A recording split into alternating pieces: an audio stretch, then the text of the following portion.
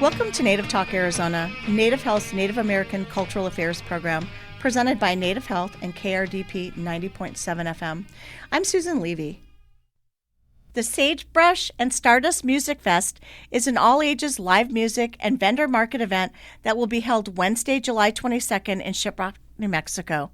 On the phone to tell us more is Lee Isaac, singer, songwriter, and musician. Lee, welcome to Native Talk Arizona. Hi, good morning. Good morning. So before we get started, tell us a little bit about yourself and your journey with this wonderful music. I'd like to introduce myself. My name is Lee Isaac. I am of the Diné Nation. I currently reside here in Arizona. Yeah, I was in Flagstaff for a little over a decade, and I just moved back home to the reservation. And it's been pretty, I would say, interesting ride as far as where the music goes. Yeah, first off, where the music started initially was when I was a child. Just getting a bunch of music influences from my parents, grandparents, uncles, cousins, and whatever, and then also my friends at school. Yeah, then I remember my parents getting me a Johnny Cash CD one Christmas. I think I was like 7 or 8, and I just really liked the sound of the guitar and Johnny Cash's voice and just his storytelling. So I believe that's where it kind of sparked, um, I guess, something in me to pursue in music. And a couple of years after that, I asked my parents for a guitar, and from there, that's where I started making just silly songs and such. And yeah, I became a just self-taught guitarist. Or I wouldn't say I'm any good. I can play a few chords. I like the story. I like the Johnny Cash and guitar and that you're self-taught. That's pretty cool. So you do music, and then are you also, it sounds like you're sort of like the producer of the Sagebrush and Stardust Music Fest. Is that correct? Yes. Okay. Is this the first one that you're putting on? Excuse me. Oh, is it the first one that you're putting on? Is this the first Uh, concert? yes, this will be the first type of any show that I've put on. All right. And so what are you planning for this Sagebrush and Stardust Music Fest? Just, I guess I'm planning to give these artists a stage and an environment and I guess an opportunity just to say what they want to say and express themselves musically, as I guess we all musicians should feel. And yeah, I don't know. It's just honestly I just kind of got bored sitting here on the res, and I was like, man, I really have the itch to play. And so yeah, we hit up a couple of venues to see if we could rent the space out, and yeah, it just so happened to be the mod in Shiprock that was able to accommodate us. And yeah, we just booked the show, and then I already had the artists interested, so just took a couple persuasion, and yeah, it worked out. All right. So let's back up. Tell me what the mod is for those people that are not familiar with that. So I am also not familiar with the mod. I have yet to go inside. I've always drove by it on my way to Farmington, New Mexico. But from my, I guess, the contacts I get from people and also just driving by, it's a venue hall for local musicians, and then they also host other events there. They do like vendor markets and stuff. And yeah, I always seen videos of it. They have a raised stage in their venue. They provide sound, and yeah, it holds a pretty good amount of people. So yeah, we're expecting a pretty good amount of people to show up for this music festival next Wednesday. All right. So, which musicians are planning on playing? So we have our DJ. His name is DJ Baso, also known as Kino Benali. Yeah, he's a well-known um, musician as well. He just doesn't DJ. He makes beats. He also makes scores for movies and such. And he's a pretty well-known musician around the reservation. And he'll be also doing our sound and lighting at this event. Then we have BMB, who is Brandon. He is from Flagstaff, who's a rapper who I've gotten to know over the past few months. Yeah, I played a show with him once in Flagstaff, and that's where I became very interested in his sound and his storytelling within his rapping. Uh, yeah, he's pretty good. We also have Gotchany Martin. Um, she was once my neighbor quite a while ago. I knew her and her sister.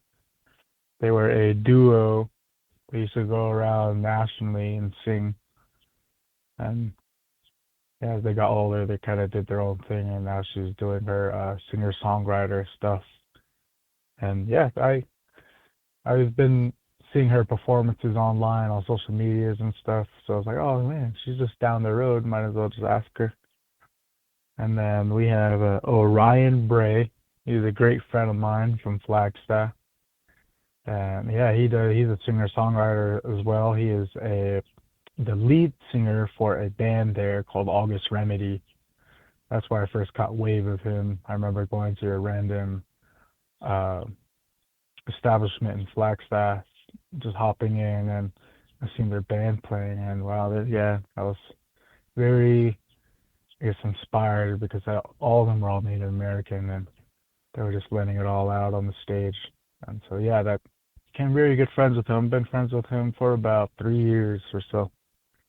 And we have myself, and then our next, I guess our headliner is Natani Mean. And yeah, I just recently just kind of connected with him through social media and such, and asked him if he wanted to headline the show, and he gladly said yes. And yeah, very much appreciate that guy for, I guess, helping and giving the support that this festival needs. So, it sounds like you've got all different kind of genres. Is that correct? Yeah, It's a little bit of everything. And then, what is your musical style? I'm not sure yet. I kind of have like hints of like I have a country influence and a little bit of rock influence and also like a indie alternative influence, singer songwriter stuff. So I don't know what to call it. I've heard the term called Americana, so I kind of just like to say that or singer songwriter. That's very cool. All right. So, Yeah. like, tell me a little bit. You just briefly mentioned like your musical inspiration or influences, like the Americana. I know you talked about Johnny Cash. Yeah. Where do you see your music going? Any particular influences or things that you like to listen to? Yeah, I like to listen to a lot. I was raised on a lot of well, when I was younger, my dad was working and I would stay home with my mom. And at that time, it was just me and my sister up until my younger brothers came. But I remember those days with my mother. Uh, she was always playing like uh, AC/DC, Black Sabbath. Uh, then she'll go really mellow with like Nora Jones or Mazzy Star. Yeah, it's pretty unique situation during that time, and yeah, just a lot of different music. And yeah, and I started hanging out with my grandfather when I got older. I used to stay at his place during the summers, and he would just play a wide variety of music, just from Bob Marley to U2, He would mix in some Johnny Cash. Uh, oh yeah, there's so many music influences. But as I started progressing within my um, musical stuff, like around maybe I was 18, 19, I started listening to more of like really singer songwriter type of stuff, like Jason Isbell, Gregory Alan Isakov, Mumford and Sons. What else? Yeah, just something like kind of folky, such Western feel. That's what I started to get into, and yeah, and about maybe 2 years after that, I was 20, 22 around there. That's when I started really writing songs, and up at that point in my life, I had learned, or I've been through a lot of just different, I guess, situations adults go through. So that really helped out with some writing and also uh, gaining new perspective on different musical influences out there.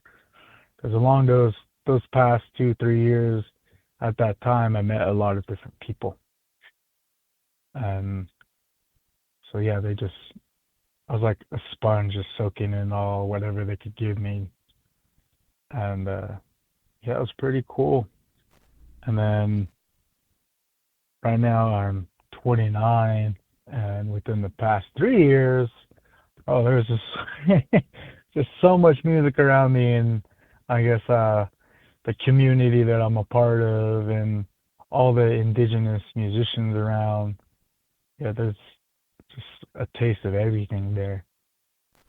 So That's awesome. So, how did you? All right, I want to back up.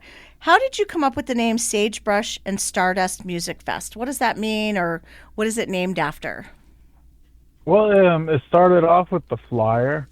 I had an idea for a flyer. I've always been interested in like in the extraterrestrial stuff, and yeah, I just saw like a vision in my head where I could see like a Native American, specifically Navajo couple, standing at a really well-known spot in the Shiprock area, and they're looking up above and seeing a flying saucer and such. So that's where like the inspiration of the title of the festival came from. Like I'm not really sure why they came up, but I was like, oh man, that sounds like a cool name. All right, so Lee, I've got a question for you. So, we don't have a ton of time, but I do want to find out how can people find out about your music? Where can they purchase it? Where can they listen to it? Is it on a website, social media? Where can they find it? Yeah, I have music out there on about all streaming platforms that you can name. Yeah, you'll just find me under Lee Isaac. So it'll just be LEEISSAC, Lee Isaac. And I just released a song yesterday called Godsend, which is a pretty nice little tune of mine. And also you can find I do a lot of different covers and I guess little snippets of songs I'm working on my social. So you can look up my Instagram, just Lee underscore Isaac music, and yeah, you'll find my stuff there. And I believe that's the same handle for my TikTok, and I post there too as well. Tell me a little bit about the song Godsend. What is that? What did you name it after? What does it mean? It's kind of like a love song, but it's not specifically about anybody. I gained a lot of inspiration from movies as well. So I probably at that time I was watching some rom com or something like that, and that's where that song came from. I think I don't know. They probably said that word Godsend, and so that's the lyrics derived from that one word.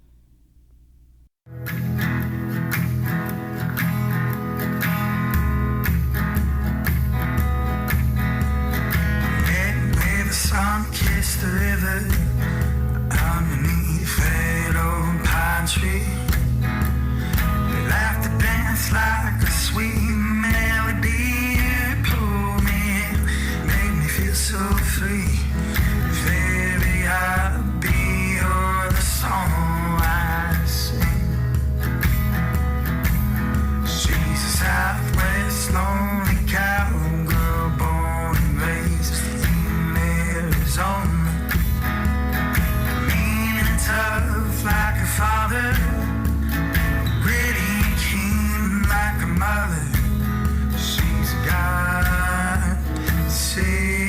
for me.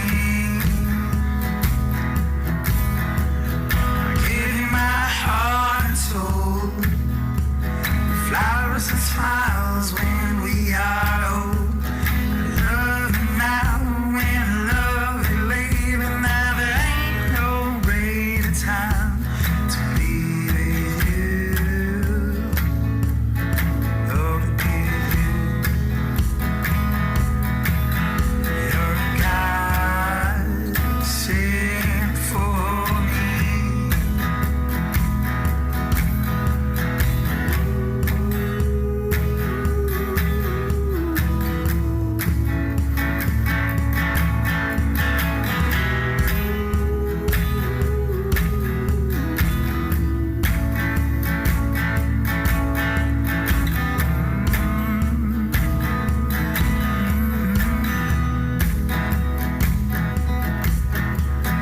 I shine brighter in the midnight skies. 1,000 stars couldn't match the light. Oh no, no, no. Without your love, where would I go? I give you my heart and soul, flowers and smiles when we are old.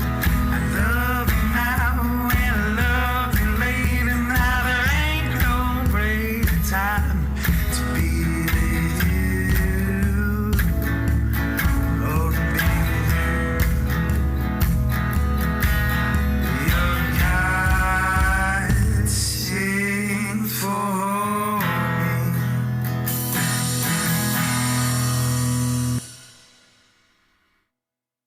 Okay. All right. So tell me, how can listeners find more information about the Sagebrush and Stardust Music Fest? Yeah, you can find that on my Instagram page. I have a post dedicated to just that, and then I have another post dedicated to the vendor situation there. That's under Lee_Isaac, ISSAC, correct? Yes, Lee Okay. Isaac Music. Okay. So then they can find both the Sagebrush and Stardust Music Fest and then also hear your new music and contact you, correct? Yep, correct. All right. And you said you live in which town? Oh, I live in Tuxtlan, Arizona. Okay. But the show's in Shiprock, right?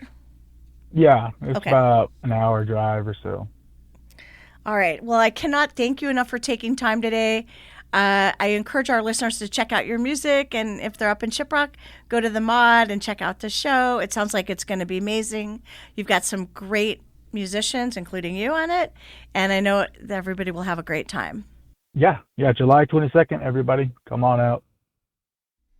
Coming up next on Native Talk Arizona, host Susan Levy chats with Michael Charette, Native American storyteller, poet, flute maker, and musician. Support for KRDP 90.7 FM comes in part from Native Health, with 2 locations in Phoenix, 4041 North Central Avenue, Building C, near the corner of Central Avenue and Indian School Road, and at 8800 North 22nd Avenue. Native Health is also located in Mesa at 777 West Southern Avenue, near the corner of Southern Avenue and Extension Road. And Native Health provides primary medical services at the new Guadalupe Health Center, 6725 South Priest Drive in Guadalupe. Native Health provides primary medical, dental, behavioral health, WIC, and wellness services for the urban Native American community. For more information, call 602-279-5262 or visit our webpage at nativehealthphoenix.org.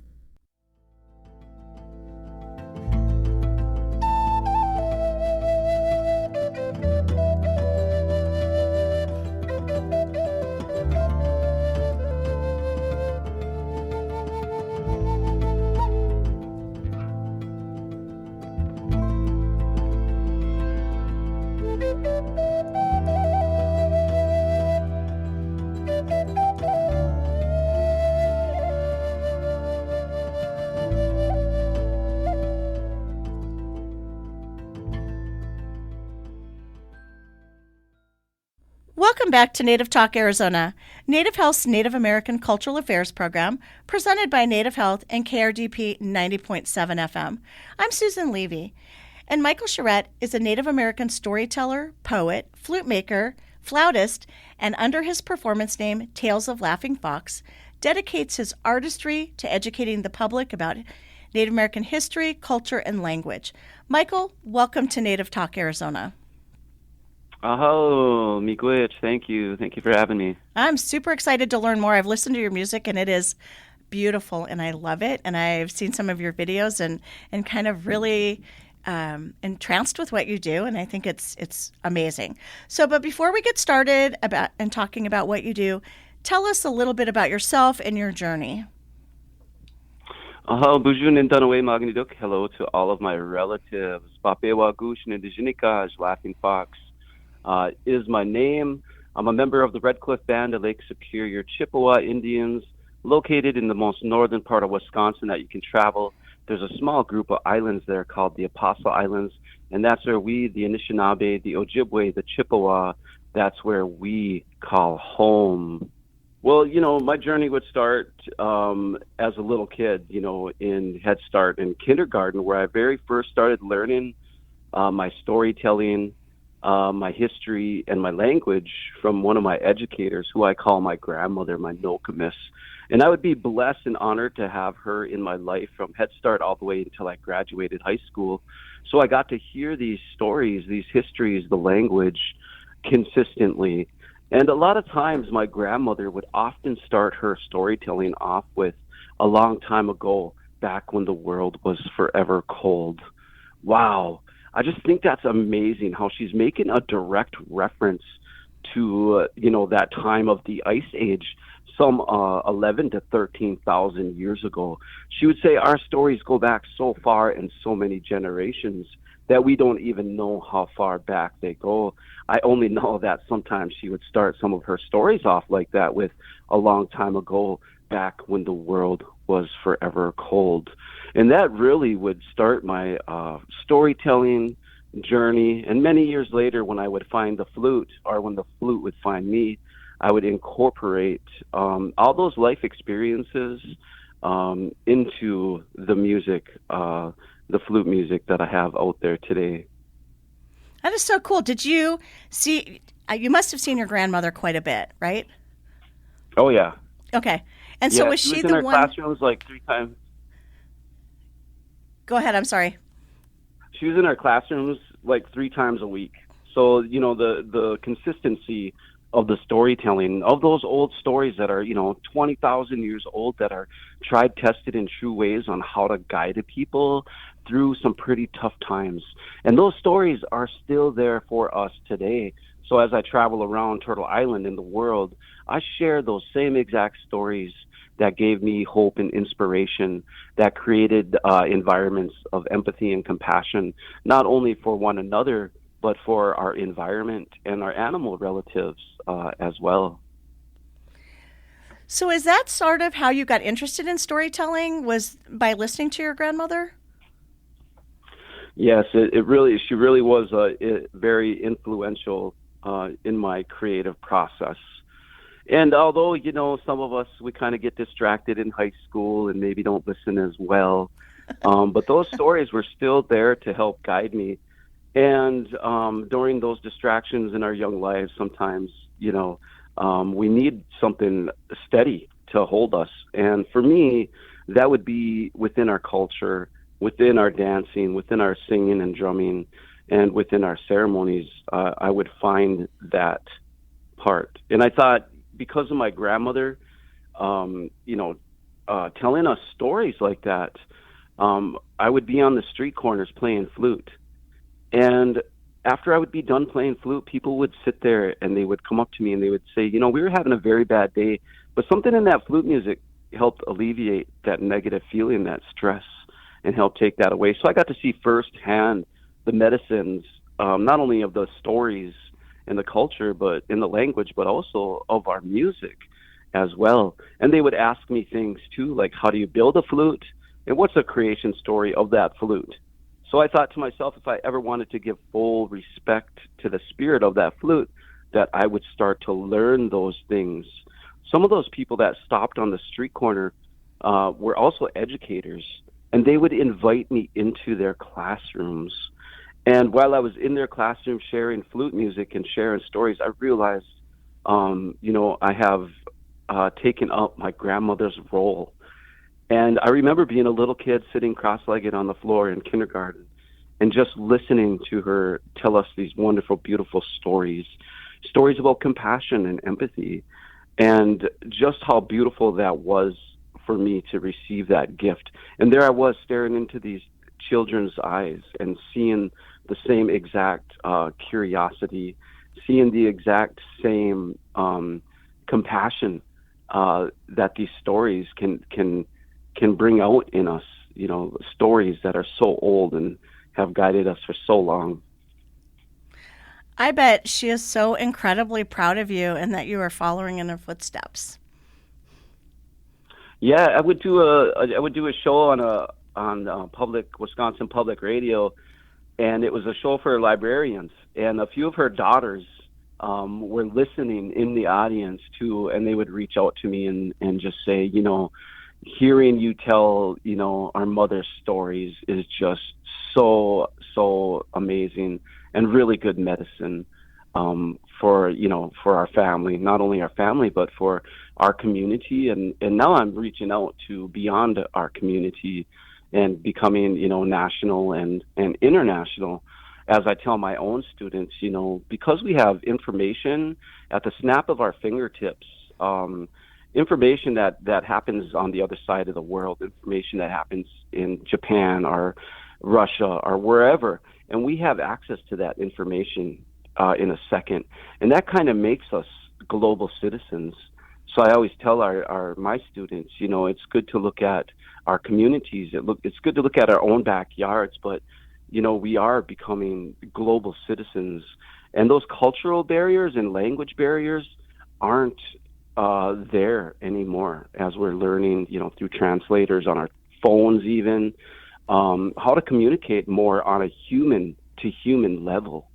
So we're seeing humanity rise and communicate in a way we never have before, and it's a really amazing time that we're living now to see this, to witness this amazing thing happen.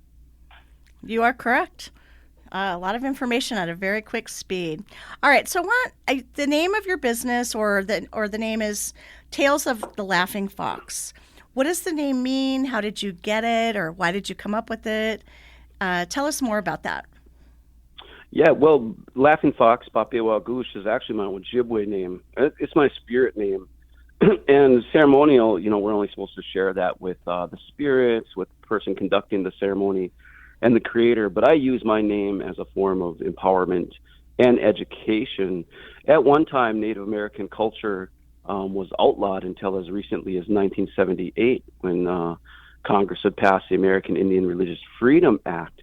So it's only been like 48 years, 49 years that we've been allowed to practice our culture without fear of persecution from the U.S. government.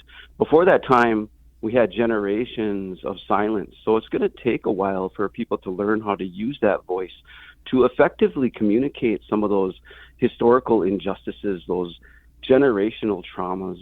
And it's only through that difficult conversation that we can have that acknowledgement, and then we could have that acceptance, and then we can move on to a more inclusive future, a future full of compassion and empathy. So when Ojibwe children are born, they were gifted a name right away.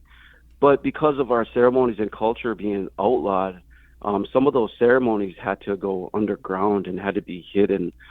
So for me and my family, it was no different. And we wouldn't touch base with our traditional roots until I would become maybe 13, when I wanted to go out and take part in this ceremony called fasting. And the medicine people would tell me that I would need a name that the spirits would recognize me, as I didn't get a name when I was first born. So I would have to give somebody tobacco and gifts, and they would do a naming ceremony. And that's where I was gifted the name Laughing Fox, Papewa Goosh. And then later on that spring, I would find myself fasting in the woods, connecting to the spiritual environment around me.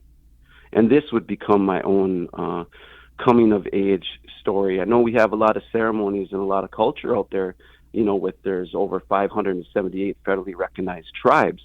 And each one of those tribes has their own unique ceremonies, their own unique governments, of course, language, and of course, agriculture as well.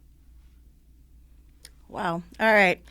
So I know through your business, Tales of the Laughing Fox, that you play the flute, so you're a flautist, you tell stories, you have performance art and educational programs.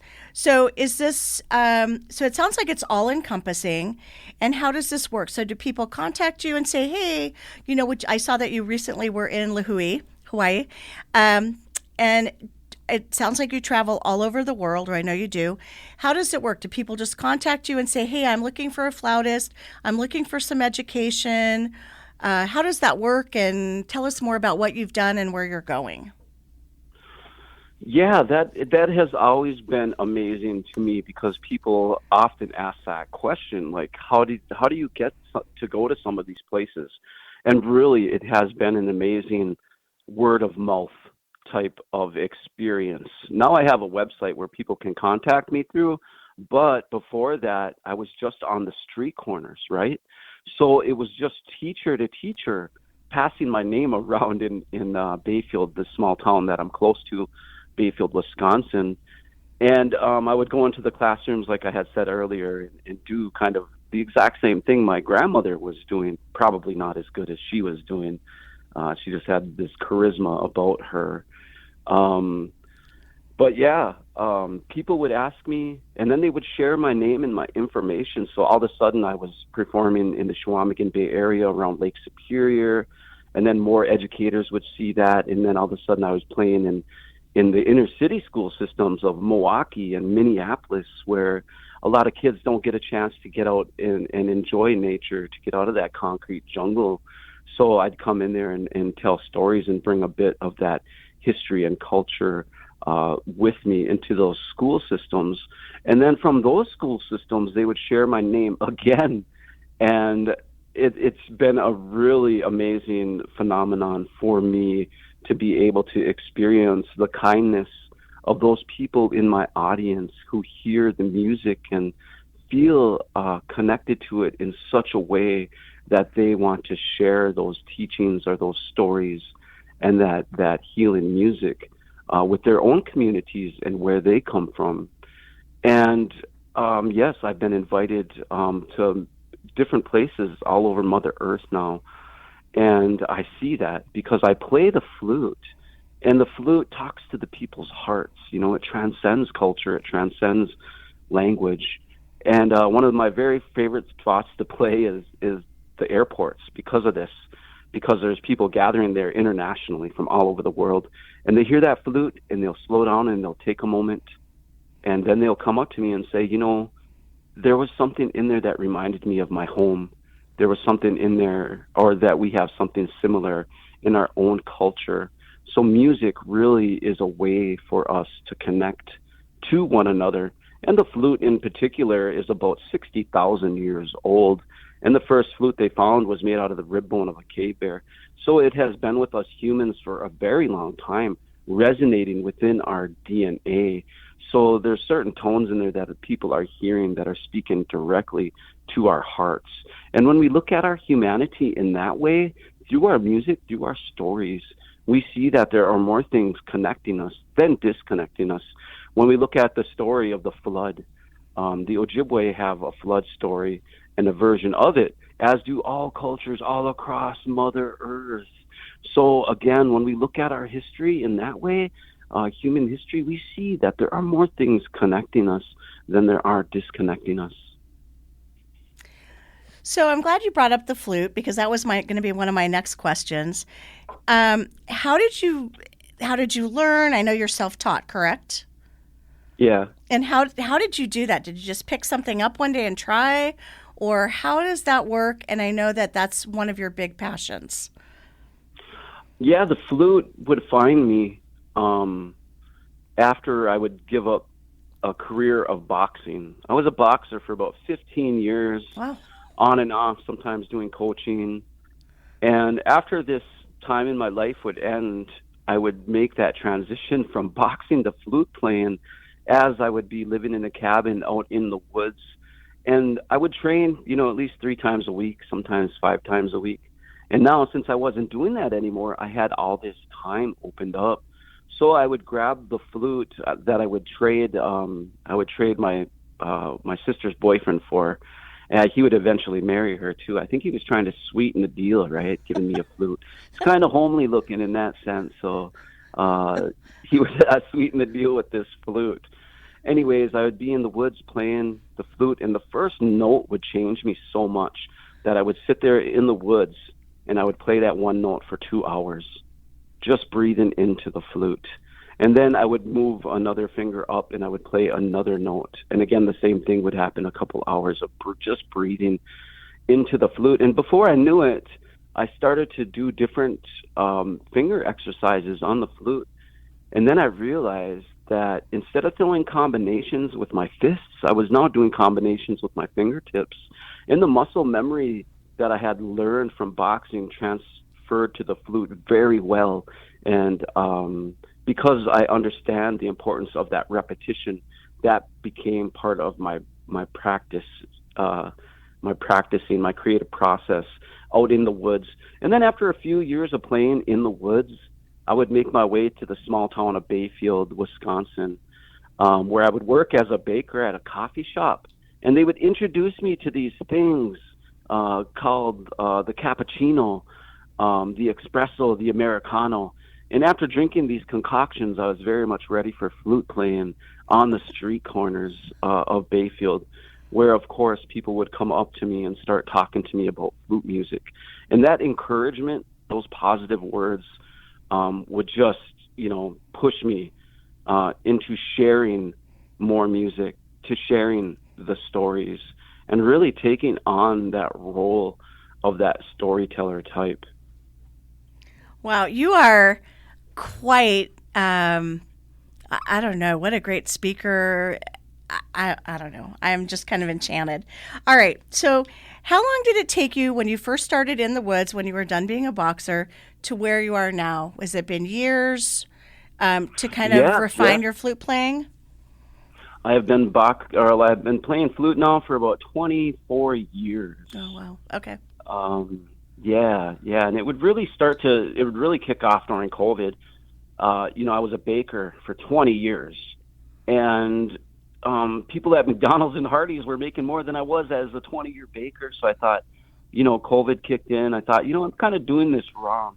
So I ended up paying off like 6 months of bills and everything, and then gave myself this window to allow the momentum of the flute playing to take over as I was turning down shows and gigs and educational events so that I could be in the bakery for my employers that I was working for.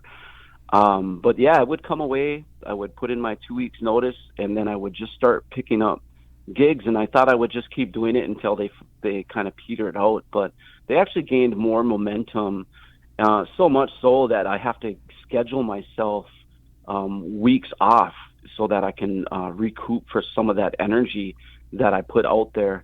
Take, for example, Crazy Horse Memorial in South Dakota. I just spent the last month out there doing 4 shows a day. And there was one stretch where I went 8 days in a row, 4 shows in a day. So that was like 24 shows back to back. But the people that I meet there, they come from all over the world. So I've met people just from India on this last trip, Russia, Japan. They come from all over the world. And once they start hearing the music, they slow down and they stop and they listen and they take that moment. And they'll listen to the stories. And then they'll come up to me afterwards and they'll talk about their own experiences and their own stories from their own cultures. And you would be surprised and amazed on how much these things bring us together. Like I was saying earlier, When we look at our human history in the way of music and stories, we can see that there are more things connecting us than disconnecting us. And I think that that's what we as Americans, as we redefine what it means to be American, I think that's what we are looking at. Something more spiritually sustainable than the Big Mac or the hot dog. Something like the indigenous culture, which has spiritually sustained us for, at least 20,000 years. Some people would say even 35,000 years. And of course, there's even more evidence of humans being here, as they found like cut marks on mastodon bones. And that would place humans here somewhere between 130 to 160,000 years. So as more evidence comes out, we start to see more and more that maybe even life did originate from North America. As they say, primates came and originated from North America. And if you believe then that, we come from our primate relatives, then that would suggest all life came from North America and South America then. Just throwing out that history. All right. So you are such an amazing speaker. So we only have about 4 minutes. So I want to ask you a couple quick questions. I know you've got the albums Looking Back, Tales of the Laughing Fox, and Butterfly Moon. Do you have a favorite? I really like Tales of the Laughing Fox. It's all flute music in there, and it's really mellow, and it's a favorite amongst kindergarten teachers, dentists, and yoga instructors and chiropractors. And flute music is very mellow. It brings us to a certain meditative state almost. And flute players that I've talked to, the older ones, talk about traveling when they listen to flute. So a lot of them will say to their audiences to close their eyes and actually let themselves travel to wherever we travel to.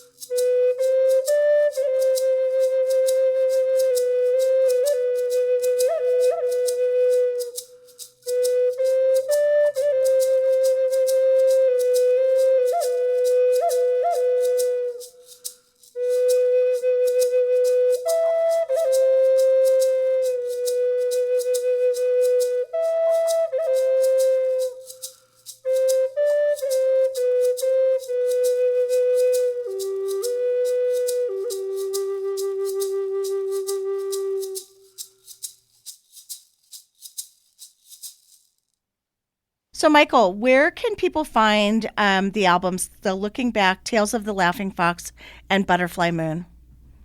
I do have digital downloads available on my Bandcamp, which is laughingfox.bandcamp.com. You can find all 3 albums on there with information on how they were created and who was involved.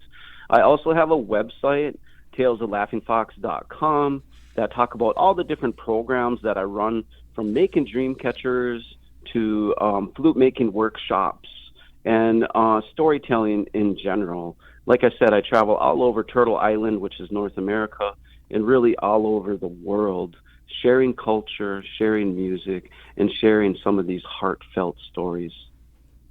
So do you have, I know you just mentioned that you had a favorite album. Do you have a favorite song on any of these? I like all the songs. As you know, I have over 20 flutes in my collection, and each flute has its own unique spirit, its own voice, and its own story. So I'll take a flute, I'll bring it out in the woods with me, and I'll play it until it tells me its song and its voice. And then after playing that for a while, then of course I can make some recordings of that. So Michael, do you have a favorite song that you've done? I think that they're all my favorite songs, but if I had to pick one off of the album Tales of Laughing Fox, the first one, there's a song on there called Rainbird, and I actually mimic the rain dropping down on my flute. And I always think that that's just a beautiful song. You know, water is one of those things that we all recognize as we need to survive and is sacred. So that's one of those things connecting us as humans. Yeah. All right. And do you have any concerts or performances coming up? And where can somebody find them? Anything going on in, I don't know, later this year, later this summer, Yes, the fall? Yeah, I work for a company up in Bayfield, Wisconsin called the Big Top Chautauqua. It's like the last of the big tent shows. We get some pretty big names in there like Willie Nelson and Ziggy Marley. I'll be doing a show called Superior, which is all about like love songs from Lake Superior and to Lake Superior, and about the people that have lived around her and have taken care of her gifts that she gives us. So that's a really special, beautiful show coming up. And at the end of the month, I'll be playing at the International Flute Festival, which is held in Eau Claire, Wisconsin. And I'll be performing there July 30th at 4 p.m., which is a really beautiful opportunity for me to share with these international, which is considered to be the best flute players, storytellers internationally gathering here. So I'm really looking forward to that as well. I also do have future trips planned for traveling back to York, England, and next year I'll be traveling back to Hawaii and maybe spending some time in Maui as well and doing school systems. A lot of the work I do has to do with going into the school systems and working with our youth, just to help them along their journeys with some of these tried, tested, and true ways on how we can treat each other, you know, encoded even within our languages, within our stories, are how we can treat each other to live a life in balance and in harmony with one another and our environment. That's an awesome message. All right, so we're pretty much out of time. How can our listeners find more information about Tales of the Laughing Fox, your work, programs, and most importantly, how can they contact you? You can always find me through my website at talesoflaughingfox.com. You'll find information in there about the programs that I run, from making dream catchers to our flute making workshops, as well as performances and different artworks that I do. Chimi Gwitch, thank you everybody for allowing me to come and share just a little bit about what I know. It's always a challenge to fit 20,000 years of culture and history into a half hour. Well, I really appreciate you taking time today to tell us and tell our listeners about what you do and the things that you do up in the northern part of the country. So thanks for coming on, and talk to you soon. Well, thank you for having me. Music is medicine.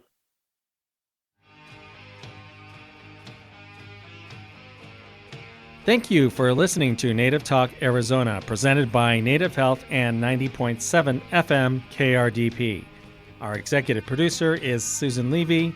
Sound engineer is Javier Quiroga. We hope you will tune in again next week. If you have any questions, please reach us at nativetalkaz@listentokrdp.com.